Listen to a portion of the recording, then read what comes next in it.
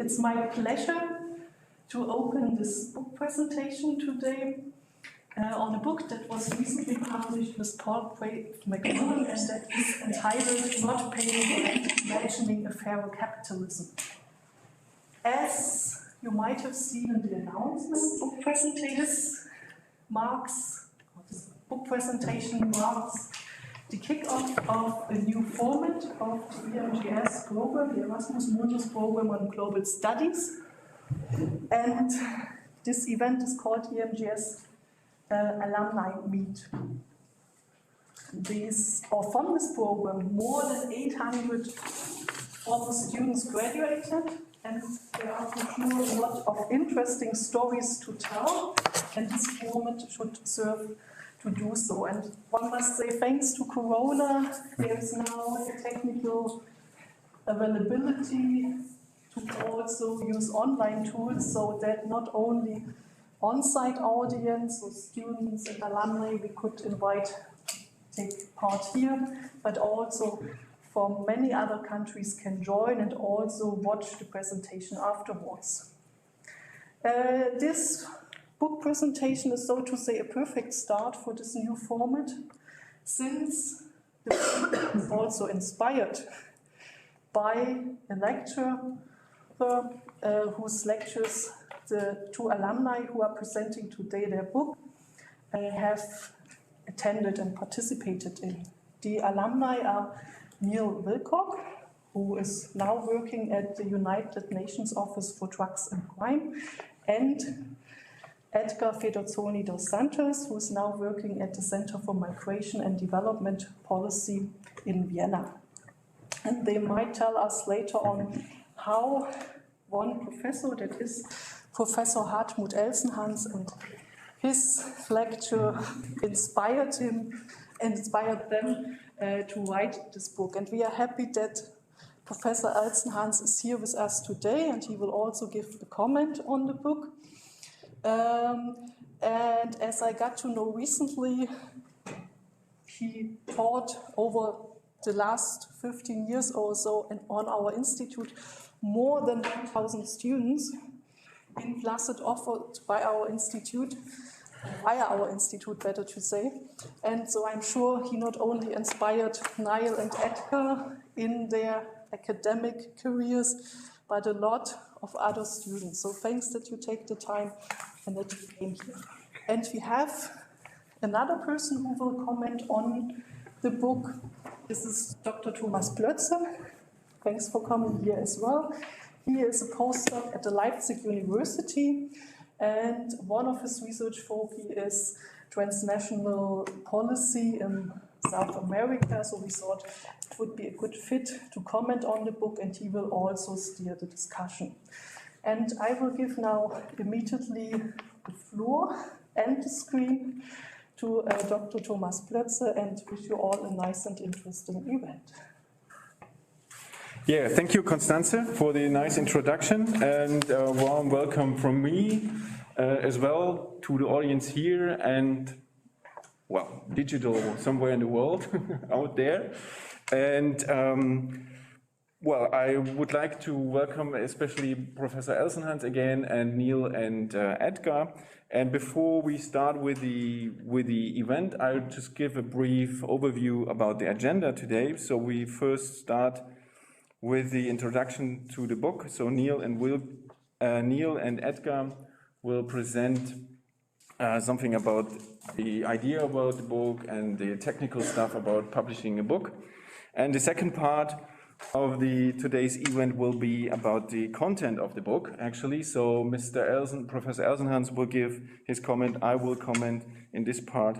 And the third part will be about the debate. So all of you here are invited then to discuss the content, and especially, of course, as well, those watching via YouTube as well are invited to discuss the content of the book. Yeah, before we start, shall I introduce you again shortly with your biographies? Okay. Edgar, as Constanze already mentioned, Edgar Federzoni is an EMGS alumnus, so it's Erasmus Mundus Global Studies. Exactly. Yeah. The acronym. Studying in Vienna and Leipzig focusing his degree on Brazilian development studies. He has been a practitioner for 10 years at an international organization based in Austria, specializing in development policy. He has implemented and managed actions in South America, West Africa, Eastern Europe, the Middle East, and South Asia. Neil is also an alumni of the EMGS, having studied at the universities of Wrocław and Leipzig, and graduating in 2012 like Edgar. Following education, he worked at the GISI, like the Global and European Studies Institute here in Leipzig, as a Forschungsstudent, and then briefly as a research associate, where his interests lay in global political economy, particularly economic development. He now works at an international organization in Vienna, implementing anti-corruption projects or policies. And Professor Hartmut Elsenhans is a political scientist and emeritus professor of international relations at the University of Leipzig. He has been affiliated with Wolfgang Goethe University in Frankfurt am Main, Philipps University in Marburg, Constance University in Montreal, Jawaharlal Nehru University in India, Quaid-e-Azam University in Islamabad, Columbia University, and University of California in Berkeley. He has published over 400 articles and almost 50 books, including most recently Development, Capitalism and Rent, The Political Economy of Hartmut Elsenhans with Palgrave Macmillan. Another book, the recent book is Capitalism, Development and the Empowerment of Labor, a Heterodox Political Economy with Routledge. And the last recent book is Die Weltwirtschaftskrise der 30er Jahre und die Wachstumsbedingungen industriekapitalistischer Systeme with the University of Leipzig Press. So we are all happy to hear about your book, and yeah, you can start actually. Perfect. Thank you very much, Thomas. Yes, thanks everyone for coming and joining, and it's great to be here. And particular thanks go to Costanza and the GESI for being so open to doing new events and coming open with new ideas. So yeah, we're very happy as alumni to be here, and not least to be back in Leipzig, where we've got a lot of good memories. So yeah, I talk a little bit about the inspiration to the book. I was a former student, as was said, and at some point I will remember sitting on the bibliothèque steps, and Professor Elsenhans was walking by and said, you're a native English speaker, aren't you? And I said, yes. He said, do you mind maybe proofreading one of my publications? And I said, of course. I was already interested, and then that started a journey which ends up today here, having published a book under his guidance and inspiration. So I became an enthusiast for the theories that Professor Elsenhans was teaching. I always found it very interesting that someone would come to a lecture and deliver his own theories and with his own views, and that was challenging but also rewarding to get into it. So yeah, I published one book, which was a series of interviews with Professor Elsenhans. This was back in 2016, and this was more of a sort of theoretical take on Professor Elsenhans' theories. So the chapters are underconsumption, marginality, rent, cultural identitarian political movements, European politics. So it was more of a theoretical take, basically editing down interviews into sort of small consumable form. And that created a lot of wealth of material because we were doing interviews in Professor Elsenhans' library in his basement. And after that, I thought we need to do something more with all this material. And I thought, okay, why not now use it in a practical case? I found that when we were talking to each other, I would always take things to the practical element and how it could be implemented in the present day. That's where I sort of led the discussion. So, and then also my career went in a way that I moved away from academia and I got a job in an international organization. So I thought, okay, let's practically apply some of these theories to present day scenarios, be it countries or are international organizations working on these themes. They may not name check them as rent and marginality, but that was the inspiration behind it. And yeah, about October 2018, we did the first set of interviews. And so almost 3 years to the day, we have the book here. So that was the inspiration and some of the background to the book. And then I'll pass over to Edgar to talk about a little bit more of the concept and the structure. Hello, everyone. Just removing the mask a little bit just for you to know who I am. Colleagues, I'm so happy to be here. After 8 years, I was here. I started also EMGS 11 years ago, and the last time was 8 years. And I am very, very happy for being here. I have some colleagues from my time as well, sitting there, who are nowadays also doing work as researchers. So I'm very happy to have the crowd also at home. Thank you very much. And I would just like to talk to you briefly about also my experience on engaging with the book. As Neil said, he started with reviewing articles and then he got inspired. And for me, it was a bit similar actually. Well, not quite. I started I'm Brazilian. I don't know if you've noticed by my accent, but I am Brazilian and I came to Europe because I wanted to study European integration. My thesis back in my bachelor's was about European integration, and I came to Europe and I started the EMGS. And then I told everyone I want to study European integration, and all my professors and my colleagues said, but this is very boring. Everybody here studies European integration. Why don't you study Brazilian studies or development? And back then Brazil was a big shot, apparently. And I was like, okay, I'll start studying more about it and see what the appeal is on Brazil, knowing that being here, maybe it's not so common. And then during a class with Professor Elsenhans, I made a presentation in an assignment related to Brazilian development, and I quite enjoyed the topic. And also, during the presentation that I gave during his class, he gave a lot of inputs and insights and ideas that I had never thought about. And then from that lecture, in the first year, actually, first semester, I wrote my thesis. So my thesis was based on that article that I wrote for his class, which then I started working with a development policy at work in 2013 when I graduated. And I started just adding more layers to that research, adding more layers to the content I had searched for before.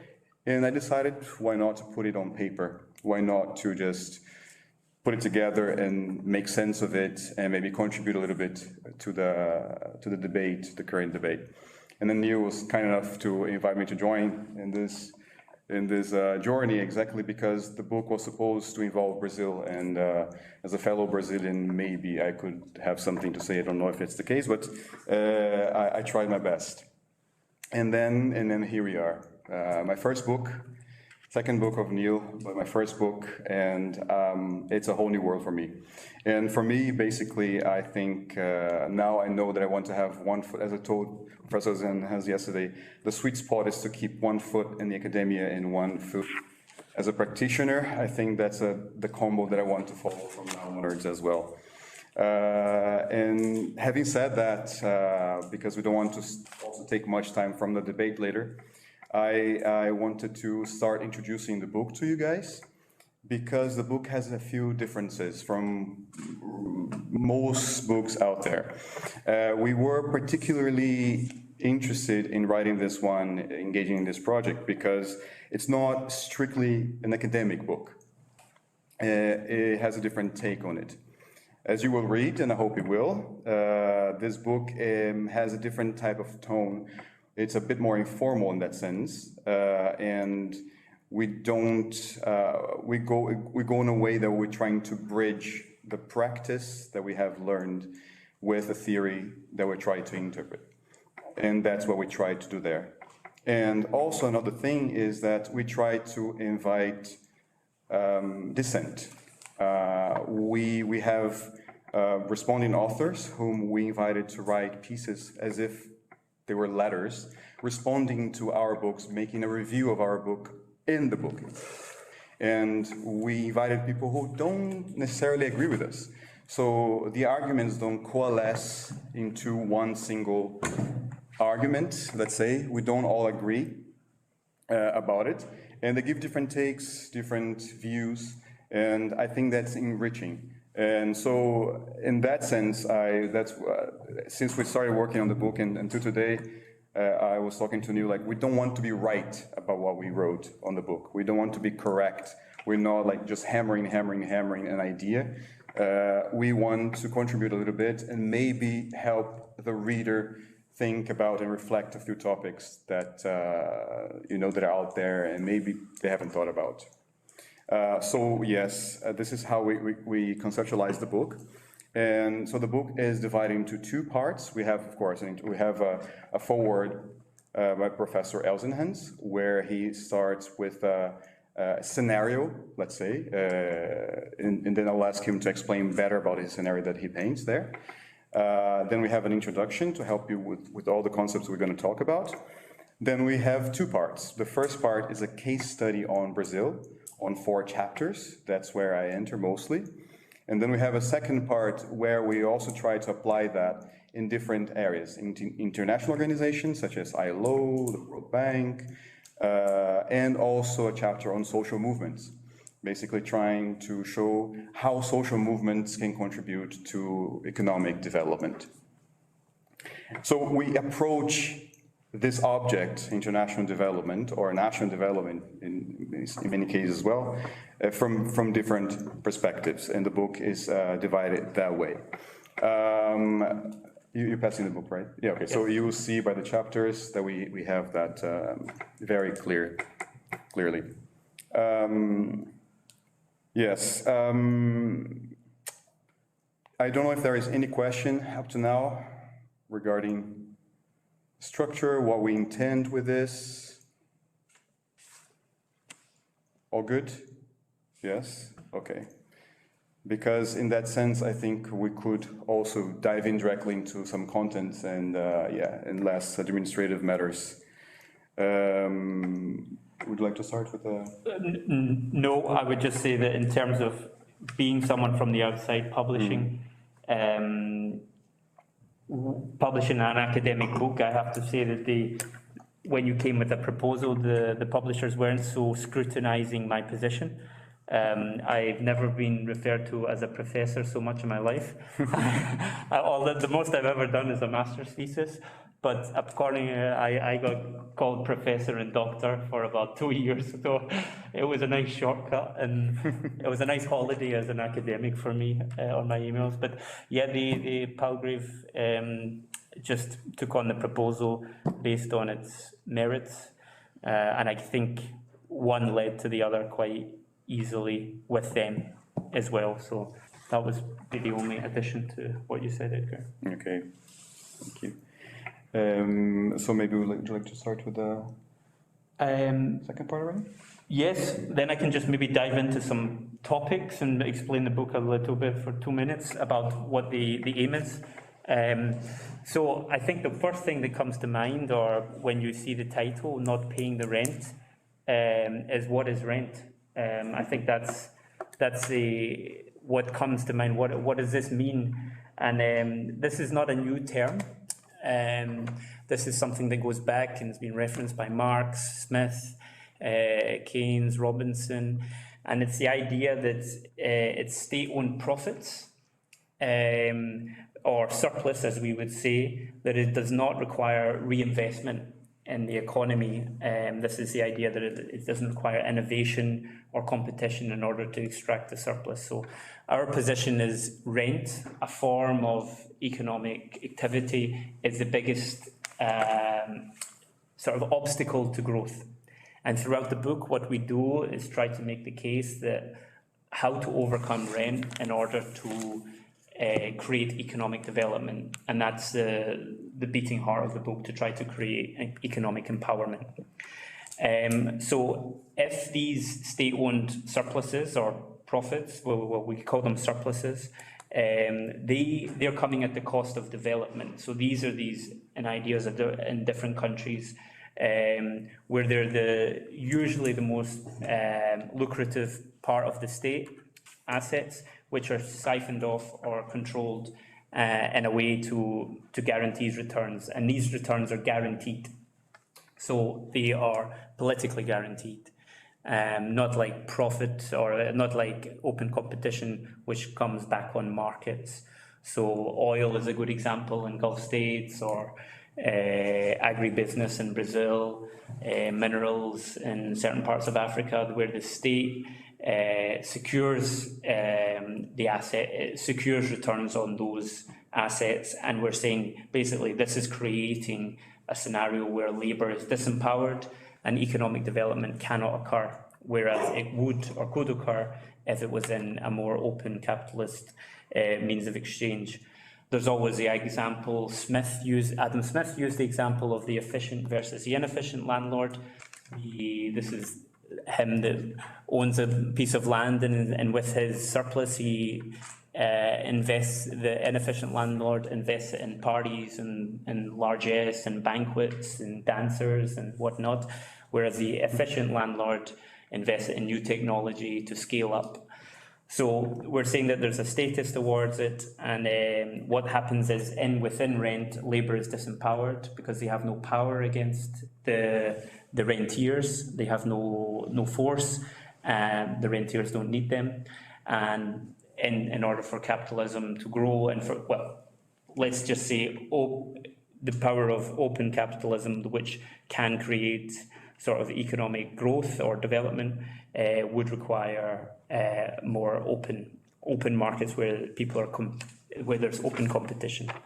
So that is the sketch of rent, and it creates basically what we're saying also is a difference between development and growth within that.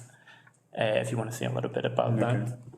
Yeah. It's very important to point out that this is not a theoretical book. So we're not trying to exhaust the topic. We're not trying to exhaust the concept and say what it is and define it. Also because there are many twists and there are many versions of the concept. But with this, we're trying just to make you understand when we mention those words, what we mean by them in our book. So what is our take and it's a glossary, let's say, of the book.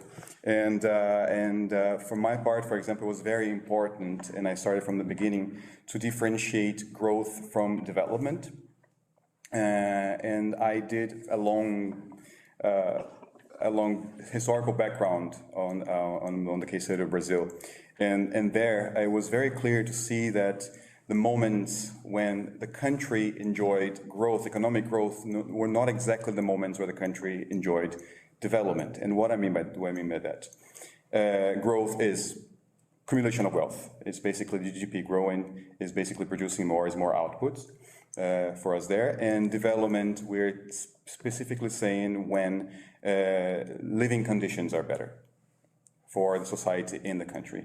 So we work, very simply put, that's the differentiation. And then in history, you can see that sometimes you have growth that comes with development. Sometimes you have growth the growth is faster than development, and sometimes you have growth that doesn't come with development.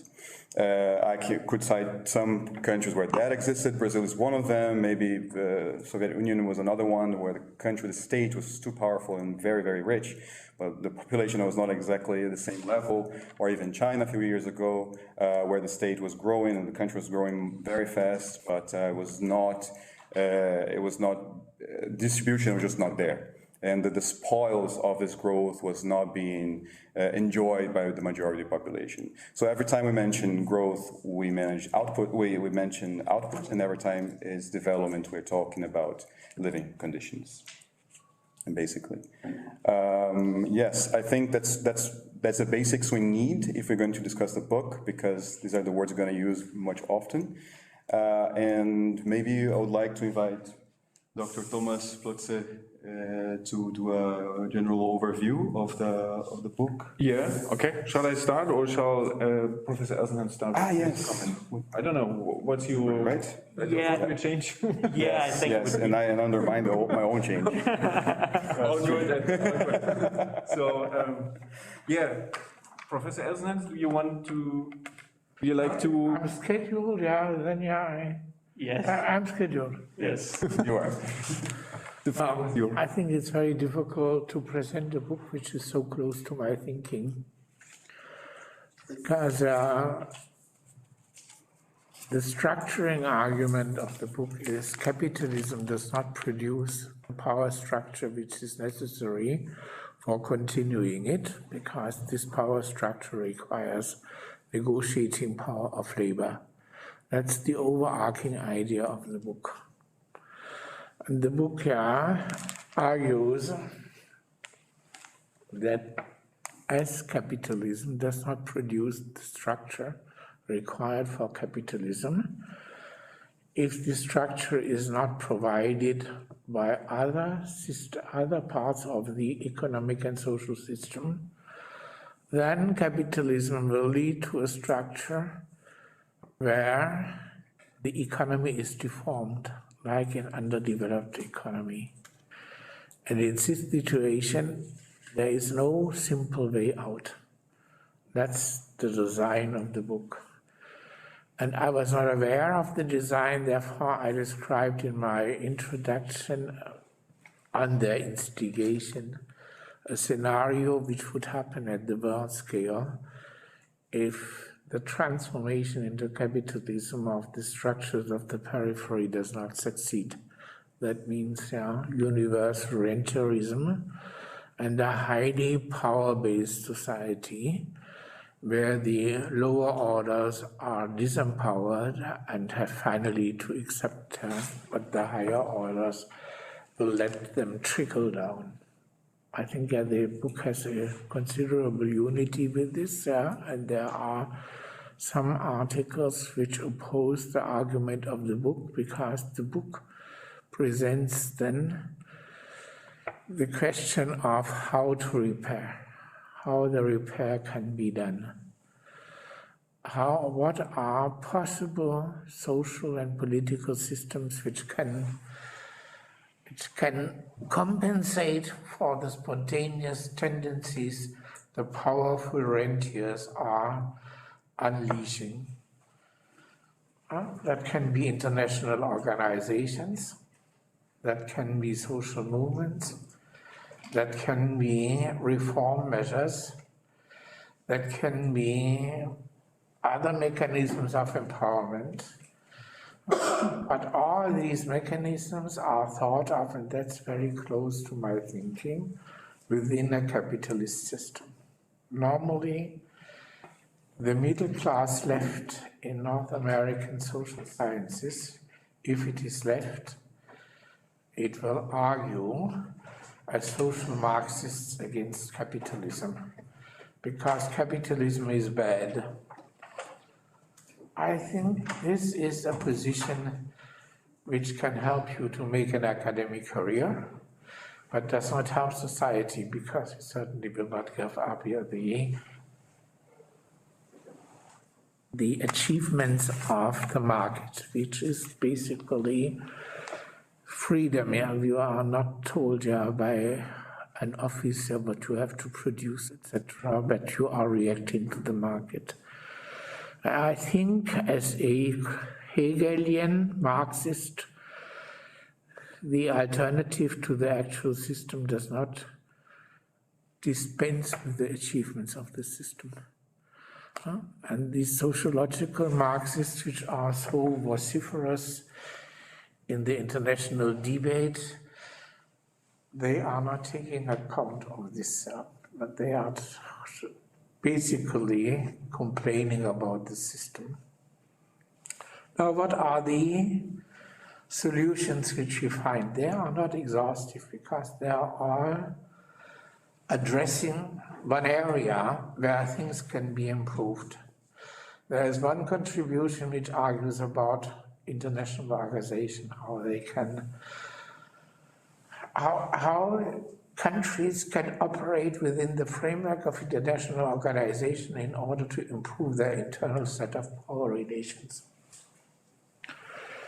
There is a discussion of trade where it is argued trade can contribute by creating jobs. And I think whatever the left says about export-oriented industrialization, it has lifted up South Korea, Taiwan, Vietnam, and the People's Republic of China out of poverty. These are the success models, and they have all been successful. Not because they engaged in trade, but they combined trade orientation with internal reforms. The cases I mentioned had all had relatively deep agrarian reforms, which they did not take back after they opened to the world market, and which allowed them to have high multipliers effects, like in a normal textbook on Keynesian economics, because they had an internal market. When labor was scarce, people were not offering labor at too low wages. There is the empowering of labor by international organizations. There is a nice discussion of the International Labour Organization, which was a project of labor in the 1919. Then there is a discussion about social movements, how social movements, after the new possibilities which cyberspace offers them, can influence the distribution of income in these societies, like an agrarian reform would have done, but with less legal problems. There is a beautiful discussion and reformulation of my model of empowering the people by throwing stones over remote areas and let them collect them. And there are also counter-arguments to this, which in this kind, although I greatly appreciate the author, do not share so much, because basically throwing the stones is absolutely free for corruption for one basic reason. In plain Marxist and other theories, you can make somebody work only if he survives. So you have to pay a minimum wage. And this wage is not achieved by most people in the third world today because they are marginalized. So you are setting a minimum wage. And second, you cannot cheat on the lorry driver and all these people, because otherwise the stones don't arrive at your exchange points. The rentier has lost his power at that point. I think the book has a great advantage. It breaks down relative abstract theories to concrete cases. That's what they are doing. They are selecting cases where they show their applicability, and I think that's the great advantage in the profile of the book, and therefore I like it very much. I stop here because basically you have realized that I identify very much with the book, and that is a relatively complicated situation for presentation if your distance to the book is not very far. So I apologize if I have perhaps given a unilateral appreciation, but actually, I feel very honored that at the occasion of my 80th anniversary, such a book appears, but there have appeared so many things. So basically it's fine, but it's a nice pearl in the large setup of books, so I very much appreciate. So thank you. Thank you, Professor Elsenhans. I forget here to take off the mask for talking. Was it understandable? Yeah, was it understandable? So I will follow up straight away with my comment, or shall we open now the floor to some questions? No. Okay, I follow up with my comment. Okay, I will. Probably there will be some doubles with the comment from Mr. Elsenhans, but nothing as profound as Professor Elsenhans probably. So I take up the mask as well. Probably it would be better. Right? The book "Not Paying the Rent: Imagining a Fairer Capitalism," edited by Neil Wilcock and Edgar Federzoni, takes the polit-economic theory of Professor Elsenhans and its development implications and applies it on the empirical examples of Brazil and international organizations. The first part of the book title, Not Paying the Rent, refers to the underlying question of who pays the rent, and more importantly, who receives or appropriates the rent. And this question refers to actors, social relationships, and more importantly, to the central issue of who gets how much of the social surplus. Thus, not paying the rent refers to the question of the classical but never outdated distribution battle between social classes. The second part of the book titled Imagining a Fairer Capitalism indicates the issue of a possible solution. Capitalism appears to be the solution for not paying the rent, and it should be a fairer capitalism. But how can we imagine a fairer capitalism? And what does a fairer capitalism mean? And moreover, how can we achieve it? The tension between describing the status quo about who gets how much from the surplus and imagining a fairer future is the main theme and idea of the book. And this tension structures also the book. So the first part of the book describes the very typical trajectory of a country in the global south, from its European discovery, colonial, and later to its post-colonial economic integration in the world system. Brazil's economic history describes how stubborn rent-dominant societies and social structures can be. These chapters show historically how new windows of opportunity for change came up and how social forces in these contingent situations conflicted over the appropriation and use of the surplus, while at the end, the rentiers, or the oligarchy, kept the upper hand. So those 5 chapters about Brazil are the descriptive symbol of how very often the state, as a development actor, failed to overcome rent structures due to many different reasons, as we learn in those 5 chapters. In a broader meaning, in my view, Brazil stands as an example for an economic and social situation we see throughout the world, with rising inequality, a large portion of population in precarious or informal working conditions, rising levels of poverty, and violent social conflicts, and on the other hand, an increasingly wealthy national and transnational elite. So this first part relates very well to the foreword of Professor Elsenhans, which he already mentioned, and in which he presents a global overview of the current status of globalization. Elsenhans claims that rent globalizes the world system, leading to a fragmented world market and international system. Elsenhans characterizes this as a terrible world. One could also call it a homeostatic world, which combines political stability with semantic social hierarchies and inequalities with hardly any social mobility. So the poor will stay poor and the rich stay rich. The introduction and the first 5 chapters of the book focus in detail on this question of rent versus profit. And as Neil and Edgar already mentioned at the beginning of this event, we can, or in my view, rent dominates when politics and power structure the markets and economic exchange. And rentism dominates the economic structure.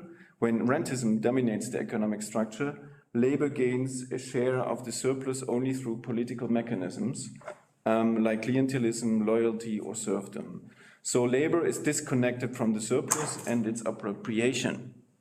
In contrast to this, profit dominates when there is a competition between the capitalists, and an empowerment of labor structures the economic exchange. And therefore, capitalism means and needs employment, reinvestment of profit, and that labor participates in surplus and productivity income. So the second part of the book turns to a possible way out. Several chapters discuss the role of some international organizations and the role they could have in fostering global development. These chapters basically discuss if international organizations can apply some of the development strategies proposed by Elsenhans and how this could look like. Neil and Edgar discussed these ideas with the examples of the World Health Organizations, the UN Conference on Trade and Development, and the International Labour Organization. These chapters and development ideas are critically commented by several academic scholars. For example, in chapter 7 and 9, Neil and Edgar that a new and true liberal global Keynesian agenda is necessary in order to address the global demand gap. They argue that multilateral cooperation in trade through UNCTAD, for example, or health via the WHO is necessary to address and foster such a global Keynesian agenda.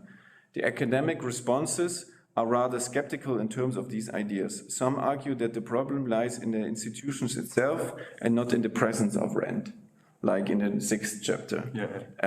Others refute the possible progressive role of international organizations altogether, like Salvatore Babones in chapter 8, as he sees international organizations heavily influenced by states and favors instead a world society and organizations led by philanthropic individuals. Or in chapter 11, Neil and Edgar present the Elsenhans example of the Stone for Cash scheme, as Professor Elsenhans already mentioned, to empower labor and overcome marginality.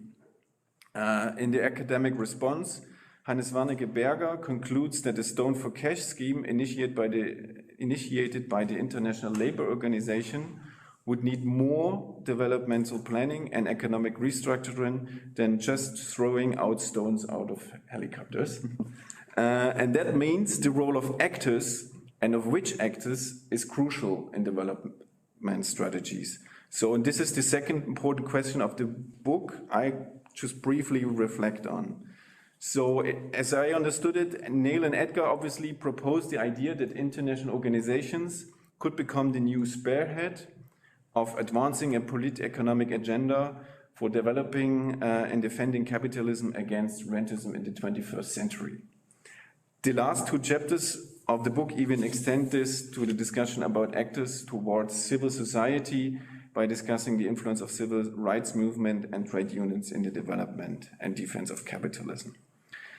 On the other hand, the academics remain skeptical if international organizations really could take the lead. Most of them doubt that the role of the international organizations in the development politics could be easily advanced at the expense of the role and power of states. And many of those academics correctly are aware that existing international organizations are influenced and directed by powerful states, mostly from the global north. So the question of who is the agent of salvation against the doomsday scenario or the terrible world remains vital. If we go back to Elsenhans, as far as I remember, he argues that only a state class could be in a powerful position to implement progressive development strategies, as it happened historically in Japan, South Korea, or Taiwan. But what does progressive state class mean, actually? Or how can we achieve a progressive state class? And which role can international organizations play in strengthening a global Keynesian-inspired development agenda? In my view, bringing up the role of actors, especially who should and is capable in fostering a Keynesian development agenda, is one crucial point of the relevance of the book.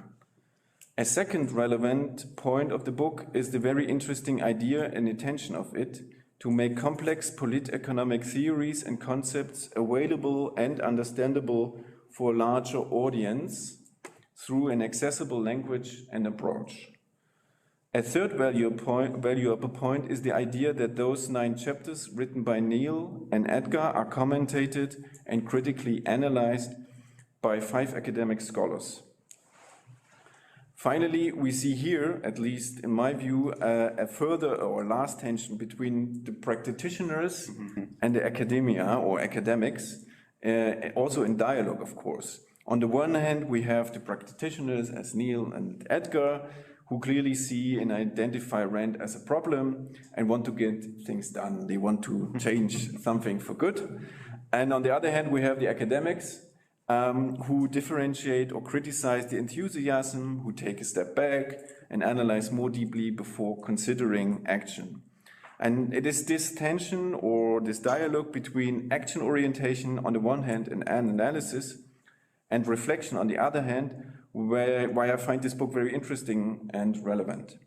Because if we consider Elsenhans' theory of rent, marginality, profit and capitalism as an adequate model to analyze the political-economic state of affairs in the current world, which I truly believe as well, then we need more attempts to translate the academic ivory theories into practical knowledge and language. So the book of Neil and Edgar is a worthwhile attempt to achieve this, or to put it in their words. It is exactly in this point where Neil and Edgar, quote, will add their 2 cents into contributing to new ideas in macroeconomics. Thank you. Thank you so much. So I already have some questions for you. We could also open now the floor for questions from the audience here, but also from the audience via YouTube. I already get the comment, congratulations to you both guys, Neil and Edgar, this is really exciting. Juliana Formassier. Okay. Your mother.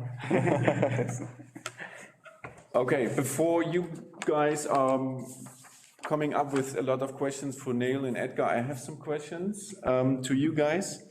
So you possibly already mentioned it in the introduction of today's event, but is there other reason why you chose Brazil as an example, except for you are Brazilian and you know your country, your home country, for the first chapters? And what do you mean actually by a fairer capitalism would be a second question. And why did you choose international organizations as actors for possible solutions? Okay, thank you so much. Should I start with the Brazil? Yeah, no, Yeah, okay. Yeah, okay. Yeah, we had this very famous composer in Brazil who used to say that Brazil is not for beginners. And I think by that he meant that the country is so complex and there's so much going on at all times, and there are so many different realities and contexts that it's hard to explain what it is, and it's hard to really summarize what it is. I think the choice for Brazil is because, first of all, the realities are very different historically speaking. So if you take, in the book I started with the 16th century, and in the 16th century you have the colonization period where the Kingdom of Portugal was trying to extract profit with already rent back then, because they were favoring the elites who could exploit the territory of the country. And then how different it was from region to region, from city to city, from village to village, and you had a completely different system everywhere you went. So Brazil it became this kind of monster where everything is possible in a way. It was a testing ground for many different systems. We had different models, we had different realities, a Brazil that doesn't connect to the other Brazil, a Brazil that doesn't trade with the other Brazil, a Brazil that has different sets of policies than other Brazil. And this is recurring throughout history. You have until the end of the 19th century with the Kingdom of Brazil, where everything was, all the wealth and all the policies and all the cultural activities, they were only in Rio de Janeiro, in São Paulo a little bit later, and north and northeast were a bit left out. For you to have, for example, a good notion of what it was, to import cotton, which was a pretty available in Brazil, but to import cotton from Liverpool in the UK to São Paulo, it cost something around 60 pounds per ton. But if you wanted to import to get it from the northeast of Brazil, which is much, much, much closer, it would cost something around 56. So there are the distances, there are the realities, they are very difficult to understand and to make sense of.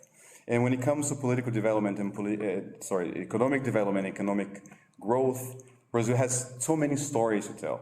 And one of them is this cycle of rent that we were explaining, that permeated the entire history of the main, let's say, the main Brazil, which is the part of Brazil that was always rich, the capital cities, Rio and, well, before Bahia and then Rio de Janeiro and then later São Paulo. And what I tried to do on the book is to isolate all these factors, to say, look, in this specific moment in time, we had this system here. In this other specific time, we had this other system here. But every time, despite of political regime, despite of economic system, every time we had rent, development was impaired. And every time we had policies that were kind of sidestepping from rent, then we could have some moments of growth with development. And so it was, the choice of Brazil was a way of showing that despite all this that is going on, despite all the different criteria, despite all the different contexts, rent is still one thread that pulls development back. And apart from that, also because Brazil is a big player, right? So we had, of course, decades where we were very, very poor and decades where we were very, very promising or very, very rich, but we were always very big and always a big player, at least regionally. And that impacts a lot the economy of the region and of the hemisphere and maybe even of the world to some extent, some considerable extent. So Brazil was a testing ground also. A third reason was Brazil was a testing ground for different models. In part, substitution industrialization, for example, that was applied in Brazil for 3 to 4 decades. And then there was a moment of neoliberalization. There were so many moments, and politicians in Brazil, they really applied all those moments at some point, and therefore it was a very good fertile ground for analysis. It's more in that sense. But as I said, the common thread is that I was trying to identify and isolate those factors that whenever we had inequality, whenever labor was not empowered, and whenever we have rent as the basis of society and economy, then development didn't happen. And that was the main reason for this. Neil, if you want to maybe dive in more into the international organizations? Yeah, sure. I would say in terms of international organizations and why we chose to do our international organizations as a subject in which to use. So basically international organizations are used as a hook in order to get out these theories in terms of rent, marginality, fairer capitalism. So they were sort of the vehicle in a way to exemplify these theories. And in any sort of, if you're going to have this international system where there is global growth, it has to be global governance within it. Whether that's the liberal international order, if such a thing exists, yeah, let's not give it a tag, but it has to exist within some governance if there's going to be a fair exchange and a sort of adequate growth for others that are not currently benefiting. I mean, there's why I chose the ones that I did. So there was the ILO, International Labour Organization, World Health Organization, UNCTAD, Conference on Trade and Development. I chose those because their mandates do cross over into economic development. So, for instance, ILO is to create sort of fairer working conditions, upholding the labour contract. So, if you think that labour, empowerment of labour is of crucial importance in order to have economic development, then the ILO have a very strong, they have a responsibility in this tackling rent, whether or not they recognise this economic condition or not. So this was the thinking that they have a role to play and they should do it.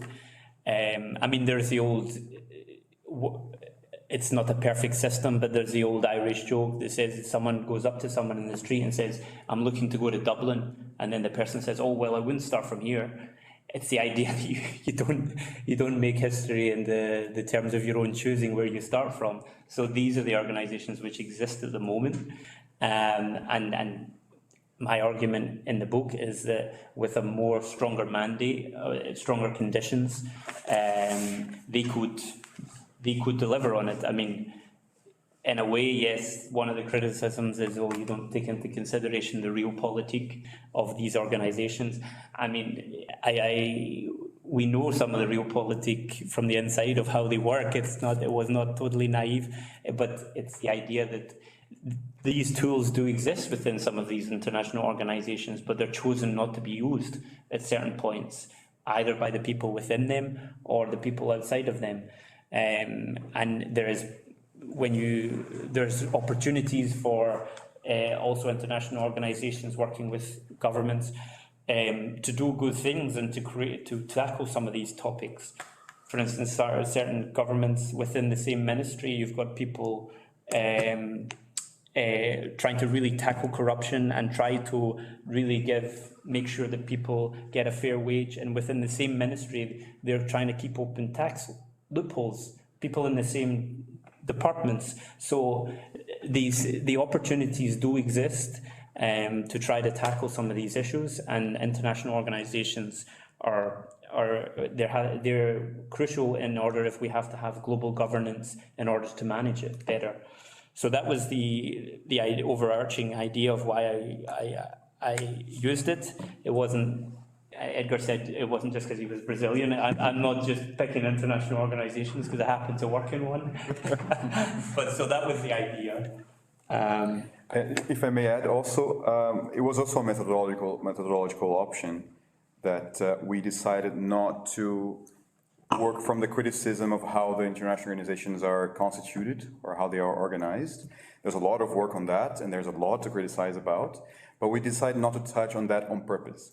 So we decided to go instead to outputs instead of the inputs on how the international organization could reformulate themselves, or the power structures could be reformulated in order for it to be fairer or more democratic or more functional. We decided to do what kind of output your mandate requires you to produce, and what in your powers, and what having the mechanisms you have, how could you contribute? So we don't hold international organizations as a salvation, but we do think that it could contribute more. And with this book, we want to show that they have tools that they have not been deploying for this end, and they could. So that's the part of imagining a fair capitalism in that sense, that it's possible that it's not exactly implementable now because of political choice, but we're imagining things that could happen within the structure, but still isn't. Just a follow-up question. When you said like, okay, the international organizations actually have the mandate or have like sort of the functional role to implement those policies you mentioned and discussed in your book. Is it then just the question of actors within the organizations to fulfill the role or the mandates, or does it also come with a reform of the international organization as well in total? What do you think? I would say that it requires some reform of the international organization itself as well, a lot of the time. I mean, they're making agreements between the countries of what they think and what they're going to agree to work on. So yeah, this also has to happen. So there does need to be reform. I mean, we're tackling world trade. Why did I choose UNCTAD instead of the World Trade Organization? The UNCTAD is not really too powerful, we can say, but it was just the idea of what could happen if you aside from the realpolitik. So yeah, so for instance, I think the IMF or is the voting system's weighted by the economic power of the members, whereas UNCTAD is not. So yeah, that should not be the case if we're really going to do a managed global governance. So yeah, I would say both. Yeah. I would say both too. I think there are changes that are possible within the structures that they are. They might not be as impactful as they could be without a reform, but still there are emergency matters that could have been applied at the moment without so deep of a reform that are possible. And even exactly because the actors chose not to, they have not been deployed. I work with, specifically I work with human trafficking, policies in countries on human trafficking. And we work with capacity building of governments to do that, to build laws, policies, mechanisms for development, regional and community development.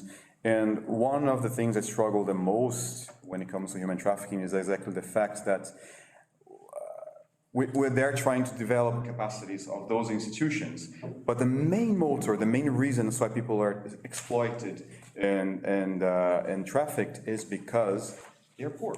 Poverty is the main drive, and that is something that we cannot fundamentally change. But now at the position that I have, unfortunately, but there are things that we can do immediately. So there are two layers of it. There is the immediate actions that are needed, and there are the deeper actions that are also needed, but they are in different tempos and different times.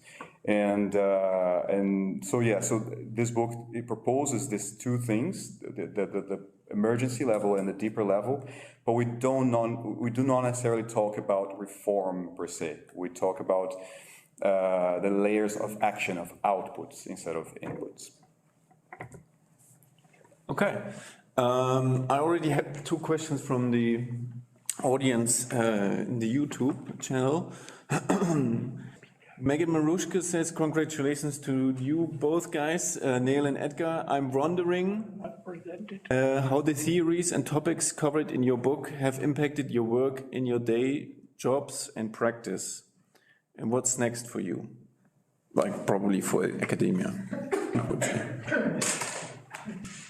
I mean, academically, I think this is my retirement party.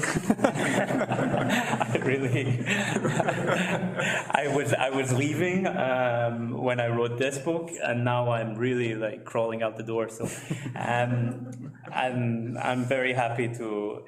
I mean, Professor Elsenhans said that he's too close to the book in terms of to give an honest comment. I mean, in some ways, the honest comment is already within the book because people leave critical remarks within it. So, yeah, my academic ambitions are not too high, but I value academia and try to, as much as possible, take the newest thinking going on. So, yeah, I'll answer that second part of the question if you want to answer the first. Okay.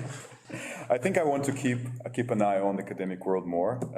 I'm not sure if that will be exactly manifesting itself by writing books, because I also actually write a lot for work as well. We have other publications there, so I spend my day writing. So maybe I want to do something else when I'm on holidays.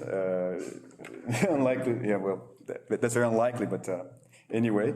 But I think it's important to bridge both parts. I think it's important to bridge practice with academia. They feed each other. That's my impression, and I want to continue. I hope that I will retire from my international organization job and then maybe start lecturing, start giving lessons. And I hope that in some years, in 2 decades, I have something to teach, and then I could just contribute in that way too. Okay.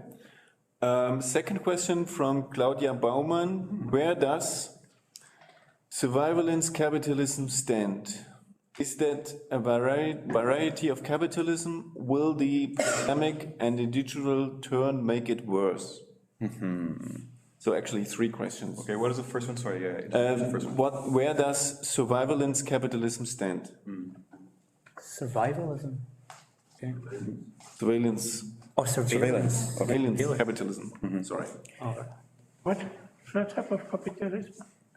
Surveillance? Capitalism? Surveillance? Surveillance. Yeah, if I may, I'll start with the third question because that's something I wanted to comment before and I forgot, actually. A lot of people ask me about, so what is the impact, for example, of COVID situation and also Bolsonaro? A lot of people are asking, so you're writing in Brazil, you're writing about Bolsonaro and COVID.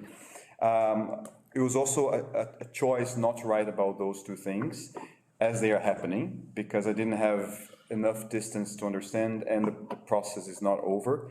So I'm not sure. The answer is exactly, I don't know. and I wanted to be on more solid ground. So I did not touch COVID with this at all, and I did not touch Bolsonaro at all.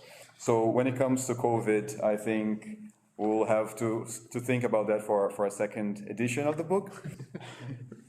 There probably is coming. But I would answer in a way that I don't think the impact to be so big, because as I've tried to show in the book exactly, that this thread, this way of, I tried to isolate since the 16th century until more or less 30 years ago, all the factors, and there is a common thread where rent is capitalism and fairness in society and equality are hurt.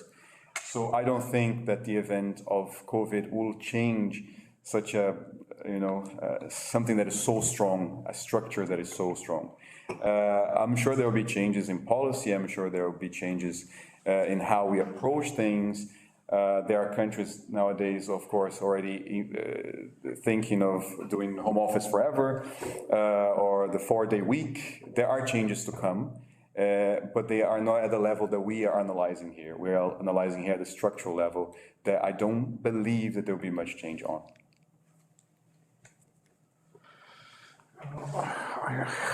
I don't know whether the question was to me, but my impression here is, I heard varieties of capitalism. The basic thing is, I think, the theory or the theoretizations of survival of capitalism are not realizing that they are not analyzing capitalism, because basically the question is capitalism can work if labor is empowered. That's the central argument. And if labor is not empowered, then those who are powerful will proceed to rent appropriation today, very much with the connivance of labor, because rent appropriation means at least there are jobs, because you cannot consume the rent without having your dancing girls, to put it in Adam Smith's way. I think, the varieties is basically the question, what is the negotiating power of labor? And for the very reason that in my analysis, capitalism works provided it is embedded politically. There are varieties of the embeddedness, but that has not to do something with the variety of capitalism, but with the variety of embeddedness. And if you are talking variety of capitalism, you are talking, on varieties of the behavior of the capitalists, and that is totally misleading. You are arriving in a sort of description where you can no longer analyze the dynamics. And that's the reason why these theories exist, because they do not want to analyze the dynamics. They want just to produce academic material to show that they have something to say, but that's not my interest. That's not at the end of my life here. I think that these are exercises for career promotion, but not really for knowledge promotion. And therefore, I think, the basics which is in this book is that the book argues what could be different elements, and you can of empowering labor. And when you take the book, they would never have been able to write a book saying how different counter forces constitute varieties of capitalism. You cannot connect their arguments to varieties of capitalism literature. And if you have a variety of capitalism literature, then you cannot make these practical questions. But the question which is really important is how you produce negotiating power of labor in a situation where the levels of employment are not sufficient to create scarcity of labor. That's the question which is dealt in this book. I think the basic is capitalism does not produce scarcity of labor. That's the difference to Marx, and that's the difference to the neoliberals. So I don't think the variety of capitalism literature leads very far beyond the career opportunities of those who write it. Okay, we have another question coming from Akabrapa Pal. Shio, he writes, many concretes, Neil and Edgar, do you think AI, like internet intelligence, will lead to increased rent tendencies, or will it make capitalism fairer? Well, tools. Okay. I used to say that tools are not good or bad, they're just tools. They can be used in one way or another.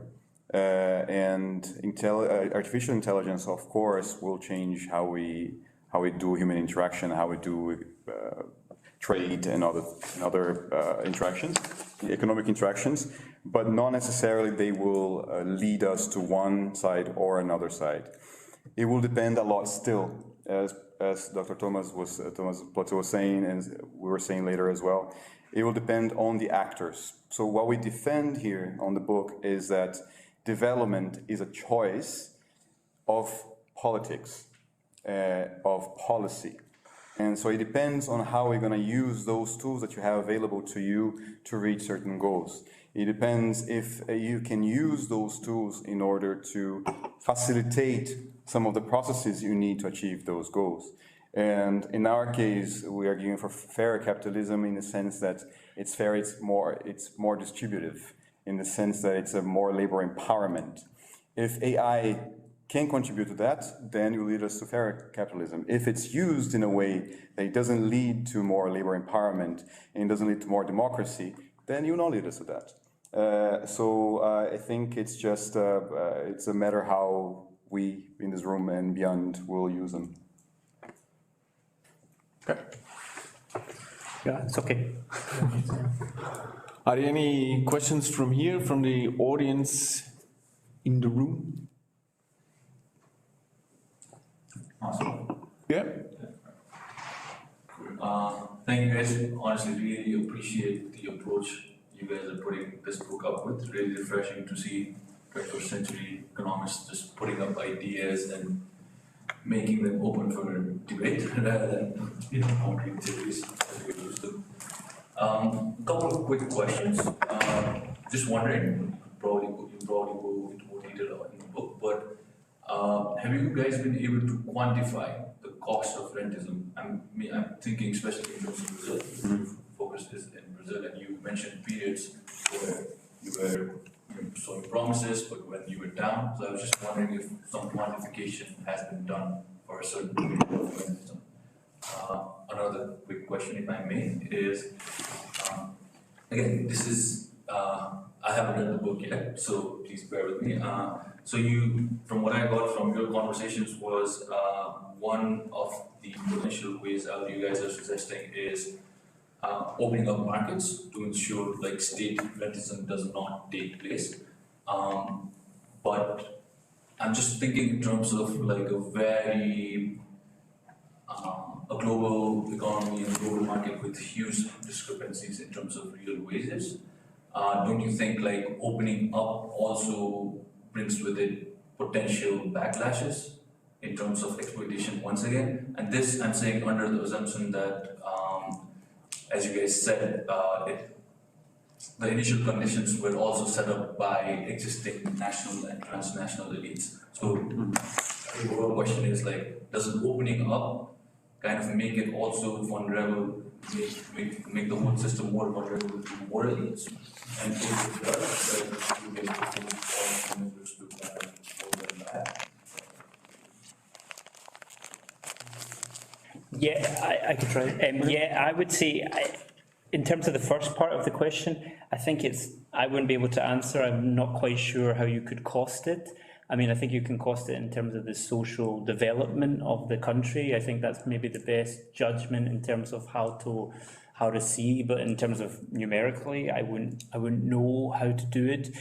In terms of, opening up and if that creates a backlash, I think maybe I was maybe not completely clear when I was talking about open capitalism. So for instance, what we were saying is creating markets in which labour can have power, whether or not that's artificial or not. So it wouldn't be just some sort of neoliberal attack to try to create as much markets as possible. So for instance, in the Untitled Chapter, we talked about non-reciprocal terms of trade. So that's actually closed markets. It's trying to, in fact, create markets in which there is investment in certain products in which certain countries are struggling or developing can begin to create exports. So it was more when I was probably not clear enough in my terms when I was saying to create markets where labour has existing power on it, and from that you can try to the capitalist means would continue. But yeah, so it was not I was probably not clear. So for instance, in the past there was something called the Lomé Conventions in the 70s, and this was when basically countries were getting subsidized from the more advanced countries to try to produce certain products. So yeah, it was, I think it was, maybe I wasn't clear in terms of open and closed, but yeah, thanks for the question. Well, when it comes to Brazilian quantification, of course, it's a choice. How are you going to quantify it, and what are you going to call the cost of it? We have some numbers on the book, but I don't know if they cover everything that you would like to see. So for example, if you go back to the beginning of colonization in Brazil, rent was 100% of the GDP, because that's how they conceived the Brazilian economy to be. It's just a bunch of rentiers who would receive land to exploit, and the market was completely closed, and there was nothing outside of that, right? Apart, of course, if you don't consider the indigenous peoples having their own trade, but they was not part of the same system, so then you cannot consider that. So that was 100% of the economy, for example. If you go a little bit later in time, then we have coffee as being the motor of the Brazilian economy for more than 100 years. And for a good portion of this century, it was just the government trying as much as possible to keep the prices in international, especially after the crash in 1929, trying to keep the price of coffee high in the international market so that their friends, coffee growers, could continue profiting. And that meant, for example, burning 70% of the production so that there would be scarcity of the product. And at that point, also a large part of the GDP of the country was based on that. So it varies from, as I was saying, 100% to unquantifiable, depending on what you want to see from there. We have other numbers. We have numbers, for example, showing crashes. So once you have put forward again policies that champion rent, your GDP collapsed by how much? By percentage in the following 10 years, 15 years. We have this kind of numbers. But yeah, they're not exactly quantifying how much we lost with rent. That we don't have research enough for that. For the second question, yes, and that's also what I meant by separating growth to development. Because if you have an economy where most of the pie is owned by one specific group or one specific individual even, if it grows, if you add more to it, if the pie grows, if you add more substance to it, most likely most of it will just go proportionally to that specific group. So sometimes growth will lead to more inequality. That's very true. So we don't advocate always for openness and addition. We always advocate for labor empowerment so that they have capacity to negotiate, so they have they have a choice, and several other things that we describe, and democracy, and capacity to bring in those who are usually marginalized into society. So the chapter on social movements, for example, we, spoiler alert, we say that the biggest benefit of social movements when it comes to development is exactly their capacity to bring groups that were first marginalized into society, so that they have new access to education, they can have new skills, they have new resources, they have more access to the labor market, and therefore they can consume as well, and they can participate in politics, and they can participate in general society in all its layers. And that is the real drive for development, is bringing more people, this kind of substance, not necessarily just bringing wealth into the party, will make it more fair. Yeah, I don't know if I answered the question, but yeah. Yeah. Okay, do you have another question? Go ahead. Very good. So also appreciate your presentation. You have your focus also on the role of the international organizations, and I'm interested in the relationship between international organizations and single nation states, countries. As far as I understood, they should cooperate much more in the future to reach our desired output of fair capitalism. But would you say it's possible with the structure international organizations have today, or do we have to revolutionize also the structure from international organizations completely? Because I would say it seems to that they require much more resources to take over much more. I think they have to be reformed absolutely, and the big task is that we're moving to a multipolar world, but within the international system, not every country has the same investment in this international organisation. So international organisations were mostly set up in the post-World War II environment.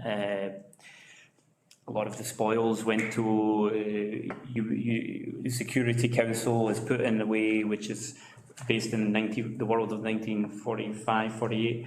And then now we're getting to a point where, Asia is rising in terms of the country's economic powers there, but they don't have the same investment in some of the international organizations either. So absolutely, there has to be more buy-in, I would say, from all the countries, and there has to be reform within them to more reflect what is the economic distributions in the different countries. So there's been a shift, definitely, and that shift is not happening within the international sphere. I would say that's a big challenge, and whether or not you could make the argument that some countries don't want an efficient international system as well. That's also another question that could be put, that a functioning one is not good for them in terms of their how they run their affairs. So no, I would say that there does need to be fundamental restructure, but it depends on issue after issue.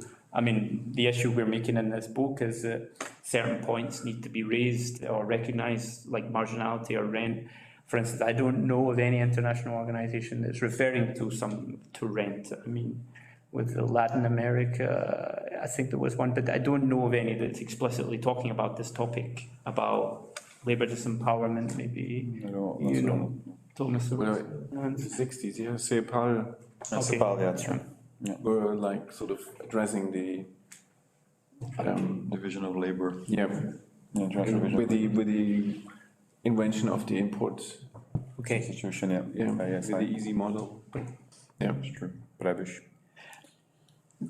Well, if you are mentioning the CEPAL, if you take people like Cardoso, Calcutado, the basic argument is the development of the internal mass market by social restructuring, exactly in line with what they are writing.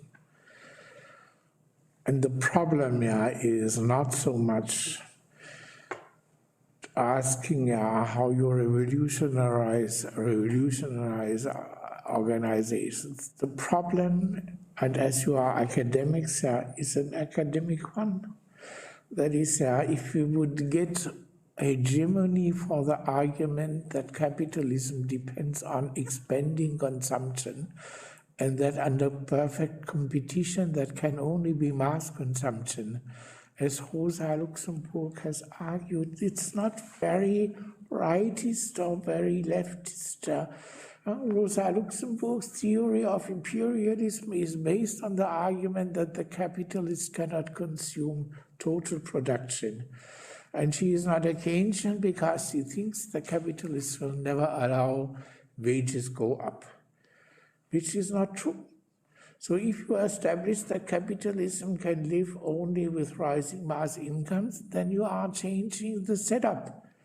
Because all those people who are in the World Bank and the IMF argue, because they are only doing microeconomics, they are arguing that rising incomes is a diminished profit and therefore diminish the possibility of investment, as if capitalism depended on increasing the amount, the share of investment. The capitalism has a lot of things, characteristics, but it has not one characteristic that it accumulates capital. In labor values, the capital stock of the United States or of Germany has not increased for the last 140 years, and we are observing the capital stock only for this period. The capital stock, the capital output ratio, the ratio between capital and production does not increase. That is, it increases in line with real wages. It increases only in line with real wages. And capital, old capital is produced by labor. The price of capital goods depends on the real wage.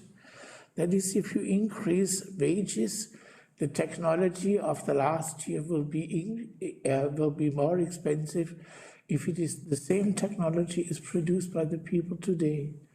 So all this idea about capital accumulation are all microeconomic ideas, have nothing to do with the macroeconomic structure of capitalism. As you are yourself so surprised as I see from your faces, as far as I can see your faces, yeah.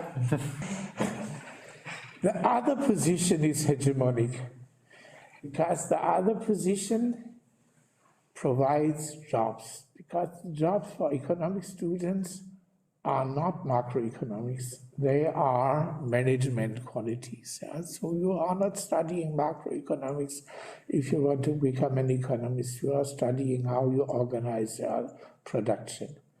Yeah? And therefore, yeah, this idea of microeconomics could be hegemonic. And now back here to my question of the practical relevance.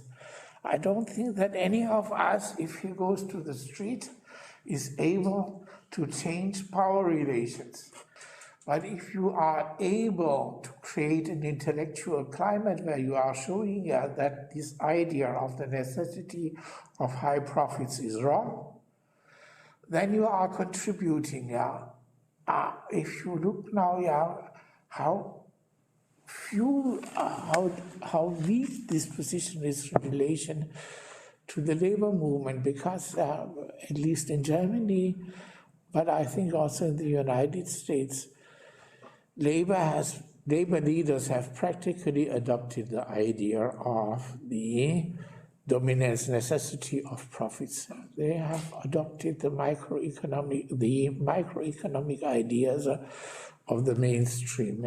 If you look into actual negotiations about the new government in Germany, there is nobody who argues that we have to increase wages in Germany in order to launch growth in Germany, and we have to increase wages in Germany in order to let wages in France and Italy also to grow and to overcome the crisis of the European Union.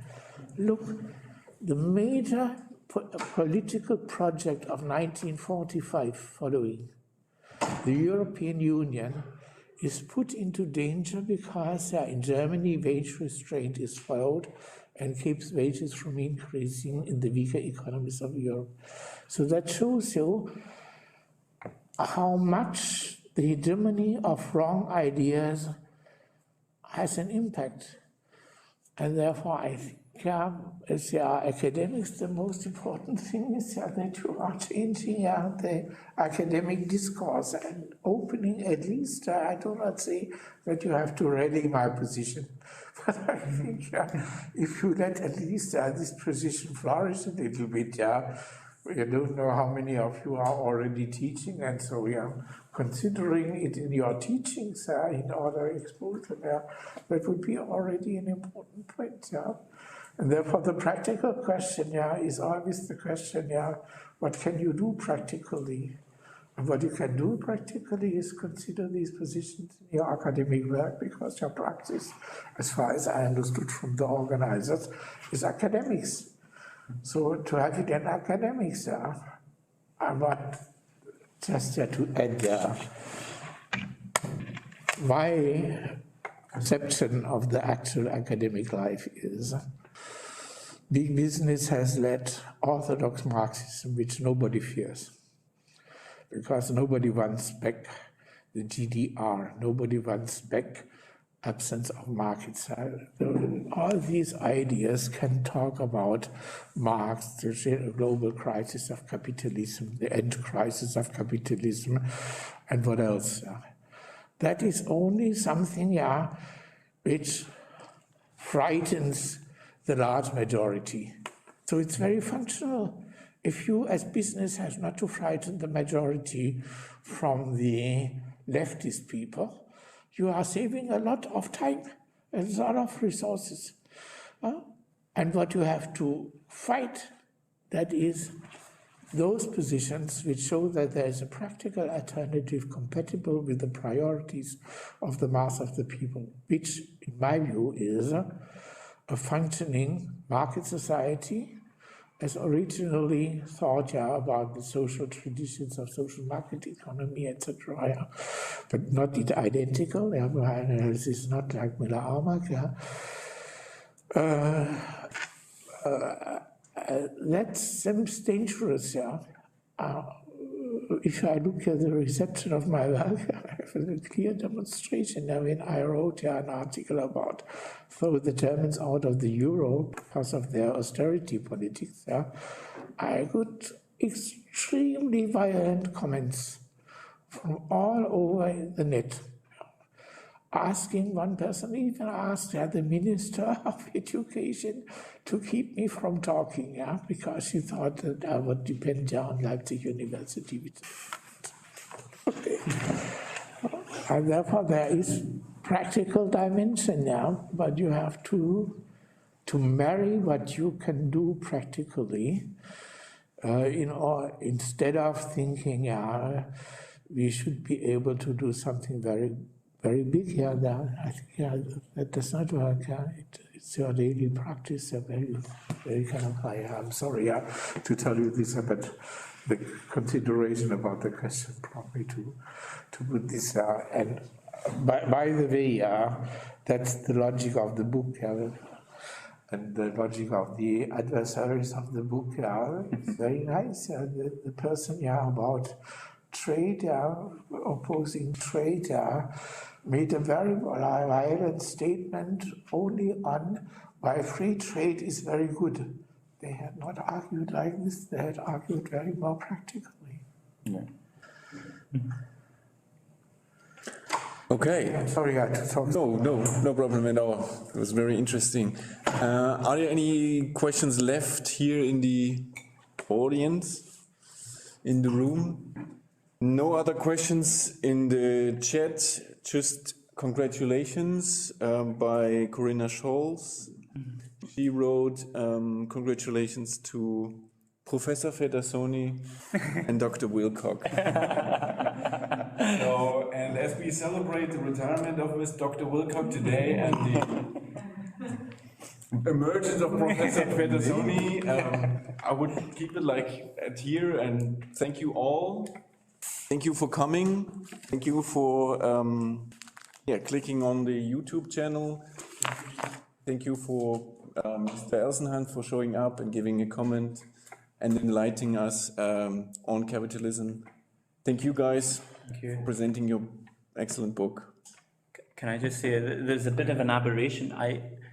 The Leipzig University do not have a copy of it. So I went to the library to try to see, and they still haven't bought it. So in case someone can request the library to buy it, I think that's the least that they can do. Pressure, exactly. Okay. Okay, well, thank you. Have a safe trip home and see you in another stage. Thank you so much. Thank you so much, everyone. Take it home.